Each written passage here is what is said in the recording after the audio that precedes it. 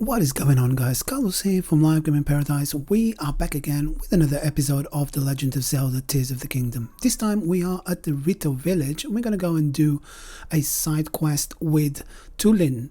He's inside of one of the cubicles with Teba, one that we used recently to do another side quest, and we can get a quest from him. Really cool one that is related to everything that's been happening. It will ask you about the fifth sage. If you've done the fifth sage already, he will be very surprised that you managed to find the fifth sage. And then after that, he's going to give you a quest, and this side quest is called Treasure of the Secret Springs. So if this is the first time you're here, thank you very much for watching. Please comment, like, subscribe, all that good stuff.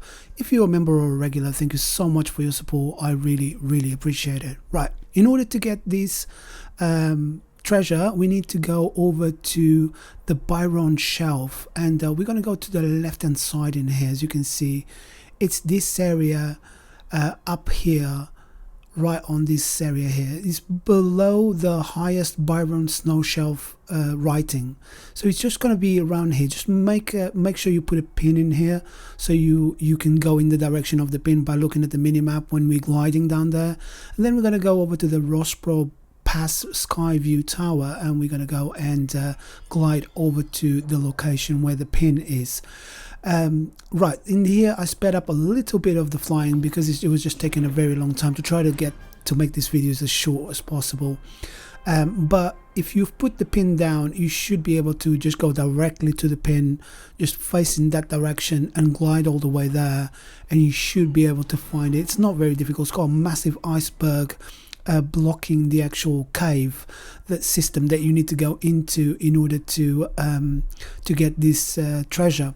And this is going to be another one reference to one of the divine beasts from the Breath of the Wild. So we come down here and you see there's going to be a massive iceberg in here.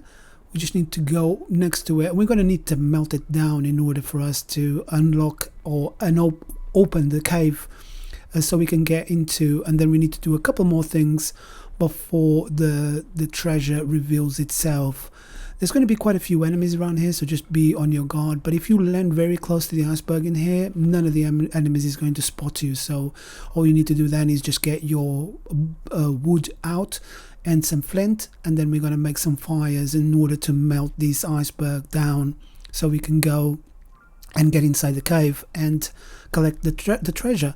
It's not a very long quest. It was really tricky to find exactly where the treasure was because there was no indication that it was in this cave. But after a bit of exploring and a bit of sorcery, I managed to find out exactly where it was. So pick up your flint and your wood, and we're going to create a fire right there, and that reduces the size of the iceberg.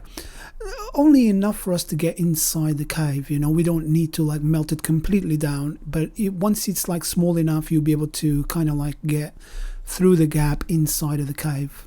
If you make another fire straight afterwards, once it's reduced a little bit in size, just put it right next to the gap. You might be lucky enough to get the fire to kind of slide down with the iceberg, and exactly like these, and keep on burning it a lot quicker.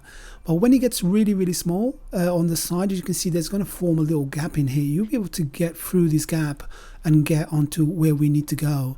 There's going to be a few bomb flowers in here. You need to grab them because we're going to need them. If you haven't got any, if you've got some, it's always nice to have anyway. It's always nice to grab some of these bomb flowers because they're quite hard to come by. And then there's going to be some rocks in here blocking the entrance down.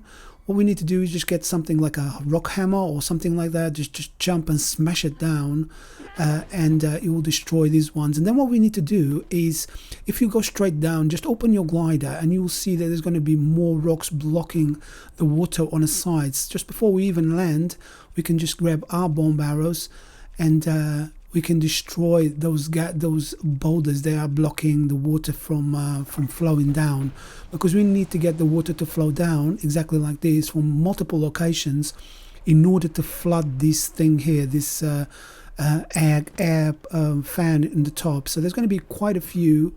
There you go, a few more. Just keep on going back to the air thing, and it should propel you back up.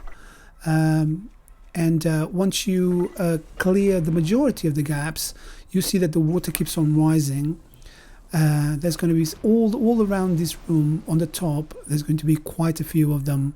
When your stamina decreases, you can just always come down and then lift up again with this air curtain here, and then we can just keep on doing from another one on the other side, and then there's going to be one more in here, and some more water will come out, and eventually you're going to get to a point where you'll cover this, almost cover this gap, and the statue will move out of the way, and you will open the way to where your treasure is going to be.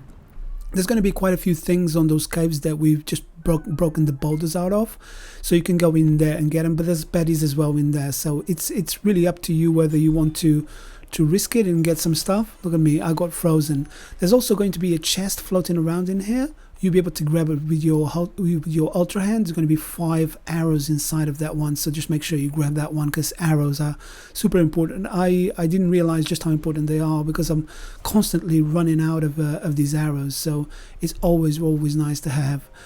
So I guess this is it for this one, guys. Thank you very much for watching. If you did like this video, or if this video helped you, please give us a like. Consider subscribing so I can continue releasing more content like this. If you'd like to know how I make my YouTube videos, I'll work with video, audio, thumbnails, and all of those programs that I use to make these videos. You can become a member, and I've released a series of videos for members where you can have access to all of the information on how I do this one. So I guess this is it for this video, guys. Thank you very much for watching. See you in the next one. Goodbye.